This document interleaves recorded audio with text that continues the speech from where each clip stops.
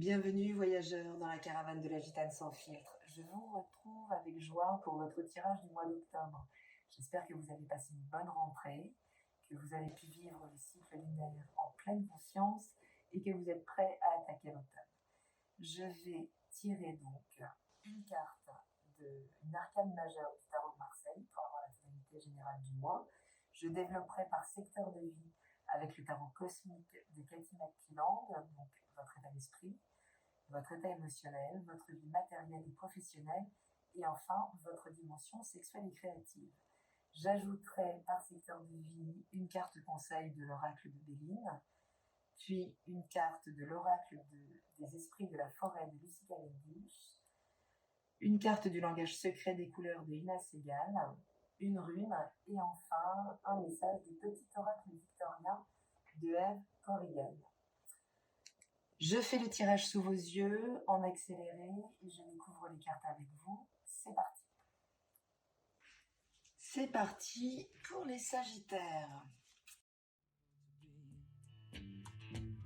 That it's strange, so strange. You got to pick up every stitch. You got to pick up every stitch. You got to pick up every stitch. Must be the season of the witch. Must be the season of the witch, yeah. Must be the season of the witch.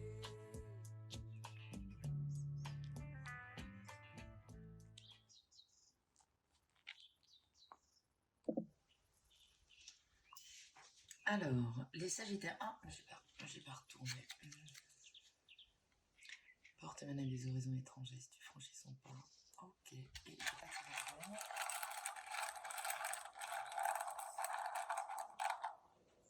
Ok.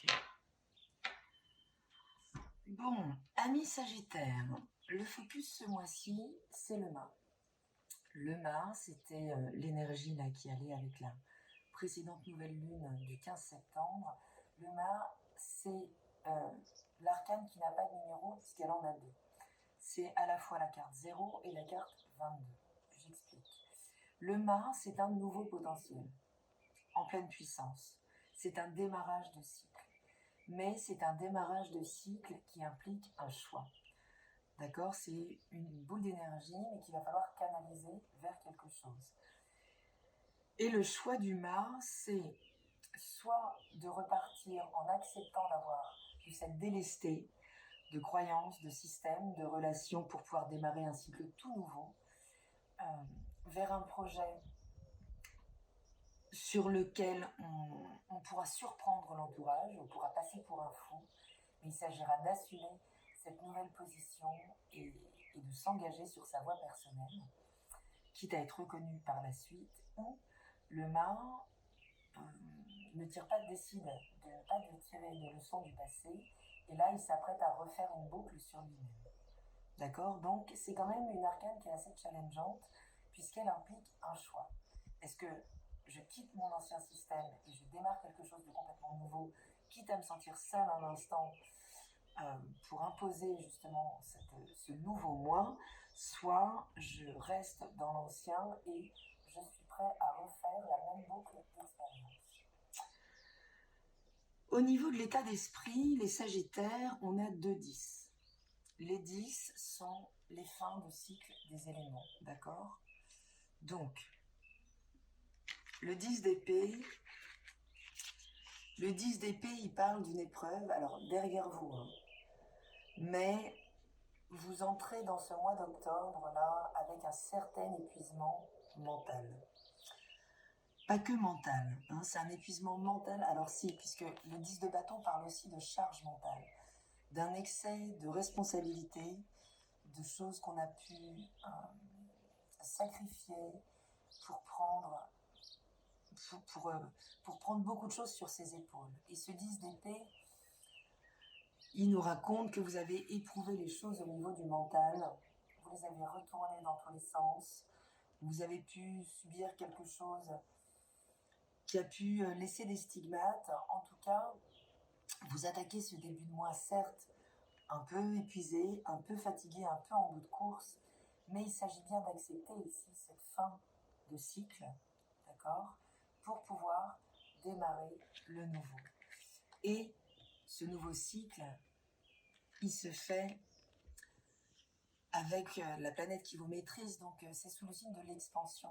C'est-à-dire c'est peut-être une fin qui apparaît douloureuse, on s'accroche à des choses puisqu'elles étaient là depuis longtemps, elles pouvaient être installées depuis longtemps, on pouvait y être engagé, très engagé, et là, ça peut être quelque chose auquel on s'accroche, ce qui fait que le mental peine encore à se défaire.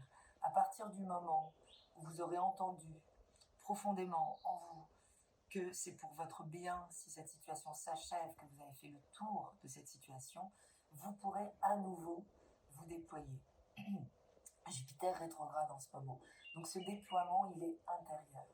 Il n'est pas social, il n'est pas mondain, il n'est pas forcément dans l'échange, mais il est en train d'aider à déployer en vous l'abondance intérieure, en fait. Le fait de se sentir abondant, quelle que soit la situation matérielle. L'abondance part de l'intérieur, et finalement, cette situation qui arrive à sa fin, elle va venir, même si c'est un peu douloureux, même si l'ego lutte à lâcher autant de constructions, mais c'est pourtant bien pour votre plus grand épanouissement que vous allez pouvoir vous libérer donc de choses là qu'il faut impérativement laisser derrière vous pour redégager de l'énergie et redégager donc ce sentiment intérieur de sécurité et d'abondance. Parce qu'effectivement, affectivement, ça suit un petit peu. Avec le 9 bâtons, de la même manière, on a accusé beaucoup de responsabilités, on a le 9 et le 10. Donc cette fin, elle peut concerner la dimension affective et sentimentale.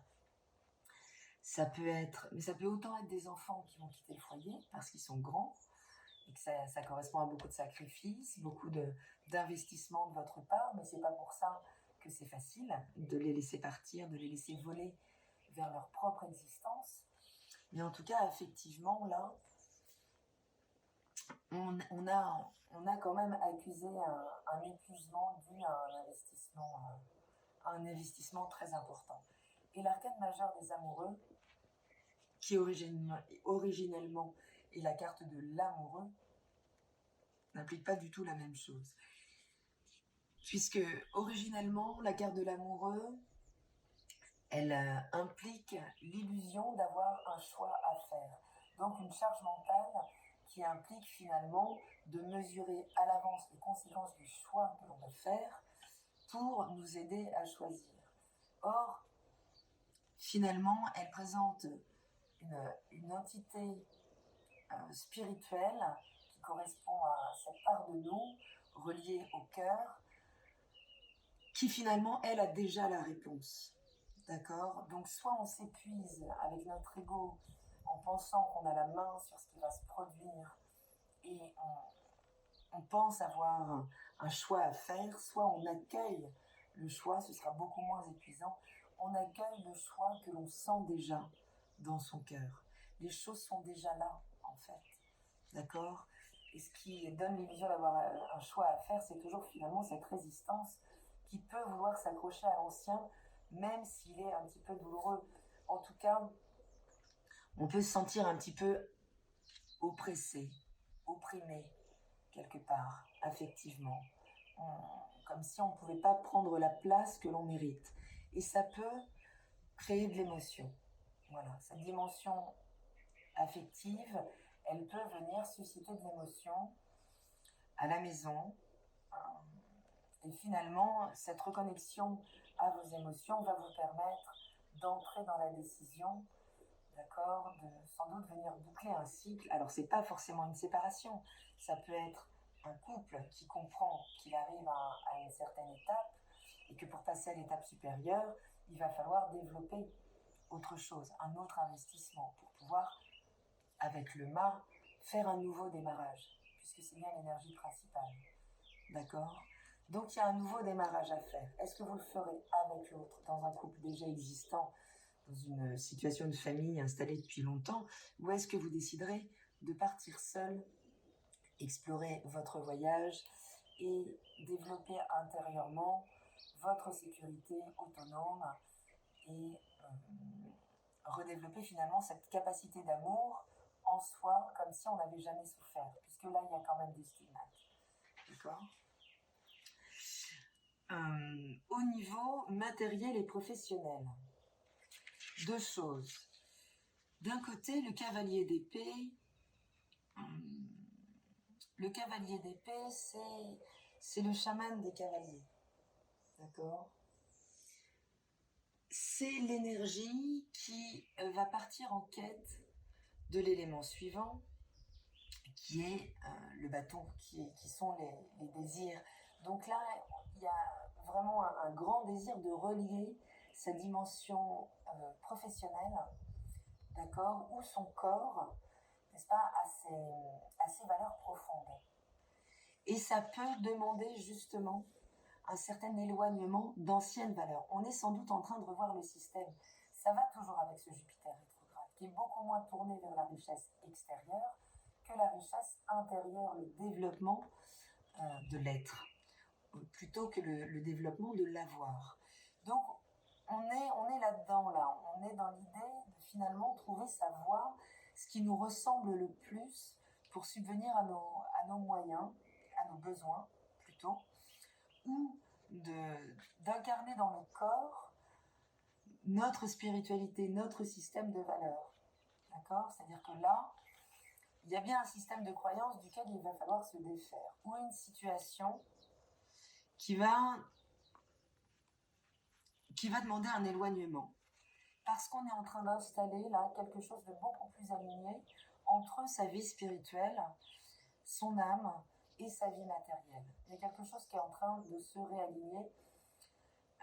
C'est une énergie qui est assez paisible, hein. C'est pas du tout, on n'est pas dans des énergies de souffrance ici. On s'éloigne parce que notre intégrité, finalement, nous pousse à modifier notre contact avec la matière. Il s'agit vraiment de relier là, donc cet alignement de toutes ces parties de nous-mêmes pour les faire converger vers nos besoins authentiques, notre système de valeurs qui aujourd'hui est beaucoup plus aligné avec notre être intégral et essentiel. Donc il y a quand même quelque chose de très pur hein, qui est en train là de se révéler. Les Sagittaires, même s'il leur a fallu pour ça passer par des moments difficiles. On est capable des fois de s'emmener très très loin dans la souffrance, dans le sacrifice, dans l'abnégation, d'accord, plutôt que de lâcher des choses qui nous ont demandé beaucoup d'investissement et sur lesquelles à un moment on se rend compte qu'on ne recevra plus forcément. Et la dimension, il y a quelque chose qui est très cohérent dans tout ça, hein, la dimension sexuelle et créative, là, avec l'arcane du jugement, de la même manière,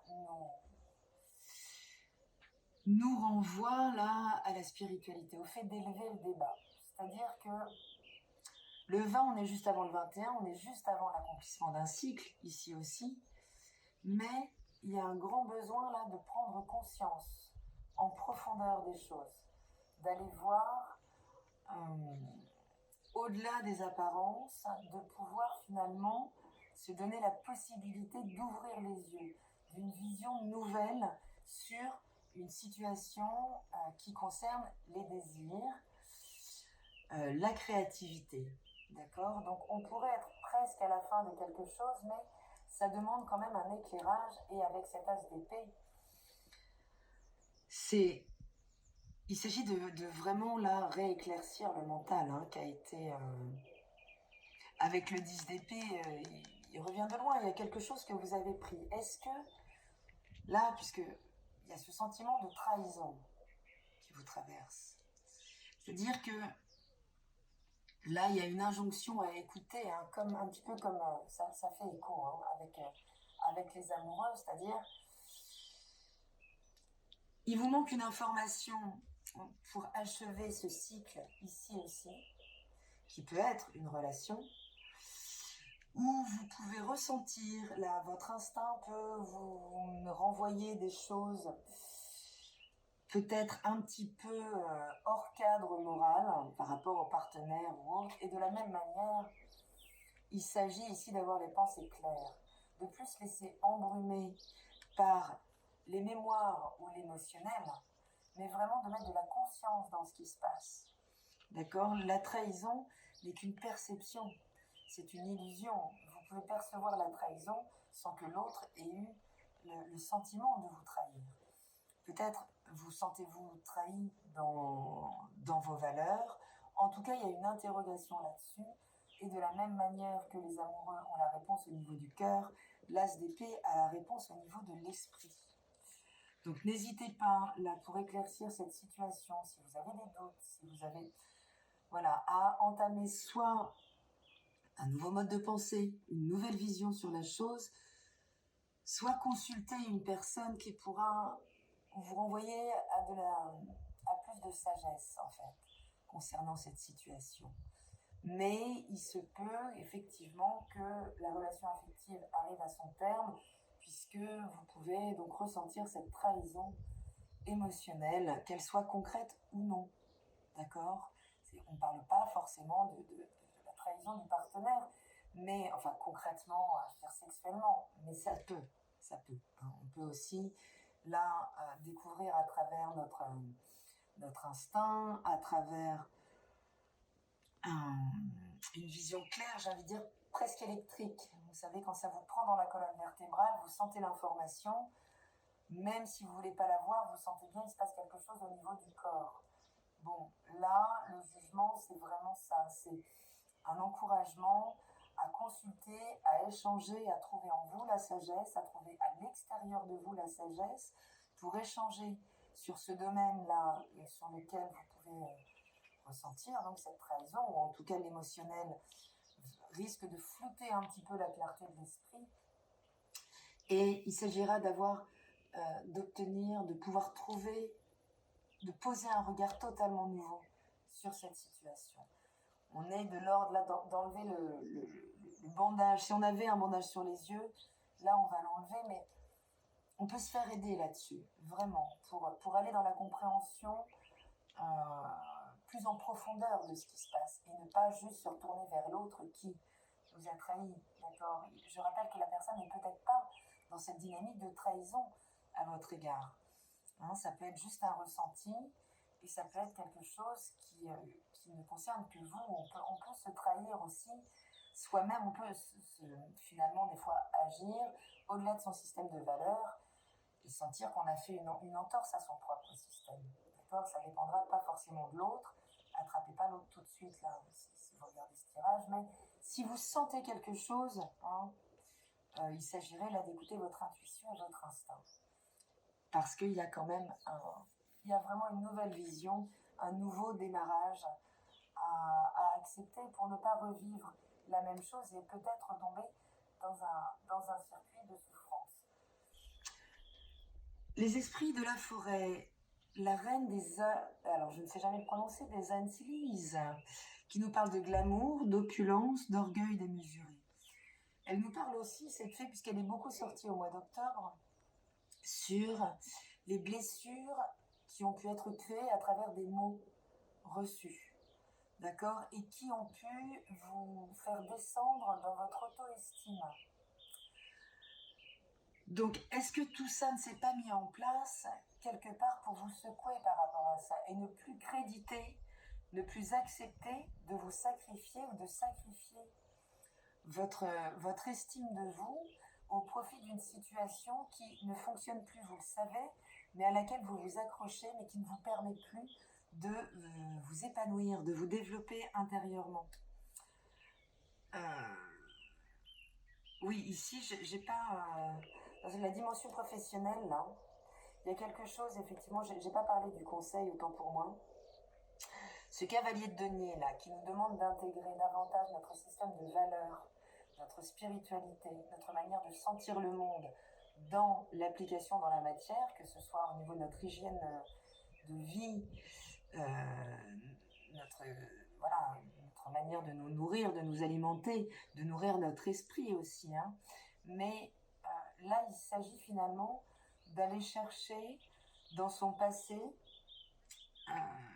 quelles ont été les expériences qui nous renvoient à ce moment clé où cette fois-ci, on est capable de faire le grand saut, de s'éloigner de ce qui ne nous convient pas parce que peut-être dans le passé ou peut-être nos aïeuls ont pu vivre des choses analogues. En tout cas, on parle de sacrifice ici, obsolète.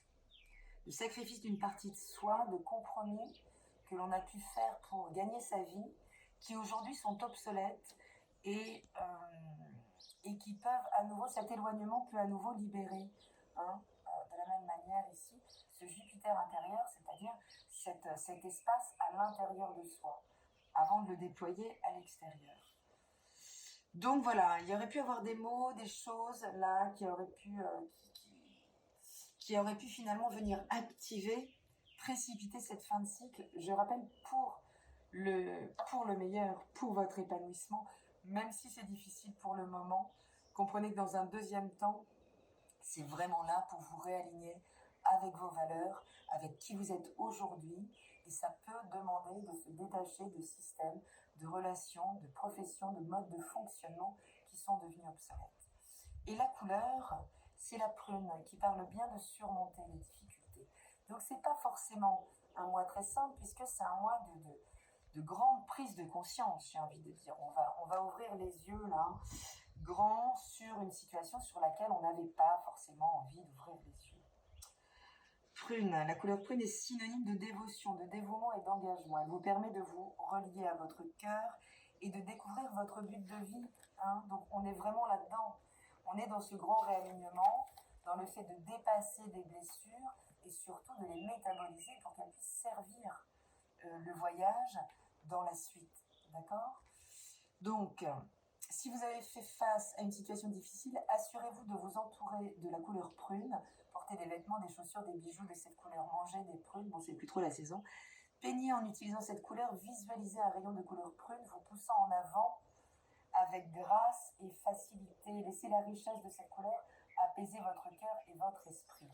Hein, donc, il est bien question, là, ça peut être une couleur très aidante pour vraiment vous aider à traverser tout ça, vous aider à processer cette fin un peu difficile où il y a des choses qui s'accrochent encore à vous, mais il s'agit bien d'entamer ce nouveau démarrage. Et la rune que vous avez tirée, c'est Manase. Et Manase, c'est la collaboration, c'est le groupe. D'accord ? Donc ça peut être aller chercher du soutien auprès de ceux qui partagent aujourd'hui votre système de valeurs, votre système de pensée et vont vous permettre, sans doute ici, je vais la mettre sur le jugement puisqu'il s'agit vraiment de se relier là aux gens dont vous pourrez identifier le système de valeurs qui correspond au vôtre aujourd'hui. Et leur sagesse peut vous aider à vraiment voir clair à travers vos émotions et vous aider à prendre l'envol, puisque le mât, c'est beaucoup d'énergie, le mât, hein, mise à disposition pour un nouveau départ. Et le petit oracle victorien nous dit, puisque c'est la porte, hein, donc il y a quand même un vrai passage entre l'avant et l'après. La porte mène vers des horizons étrangers, des chemins à explorer, des liens à créer, d'accord ? Si tu franchis son pas et vas bien au-delà des opportunités, tu trouveras. Voilà les Sagittaires. Courage les Sagittaires, c'est pour le mieux. Les difficultés des fois sont complexes à manœuvrer, surtout quand il y a de l'épuisement. Mais comprenez qu'à l'instant où vous aurez sauté le pas quelque part, entendu que vous aviez un nouveau cycle à démarrer, vous aurez un retour d'énergie immédiatement, une satisfaction des synchronicités qui pourront rentrer dans le champ, puisque finalement, c'est cette résistance au changement qui bloque l'arrivée de nouvelles opportunités dans votre vie. Donc, ne vous accrochez pas au passé. Beaucoup de signes là sont dans des étapes un peu complexes. On boucle beaucoup de choses en 2023, mais c'est pour le meilleur et c'est surtout pour un retour sur votre chemin beaucoup plus authentique et beaucoup plus épanouissant à l'avenir, les Sagittaires. Je vous embrasse, je vous dis à très bientôt dans la caravane de la Gitane sans filtre. Salut!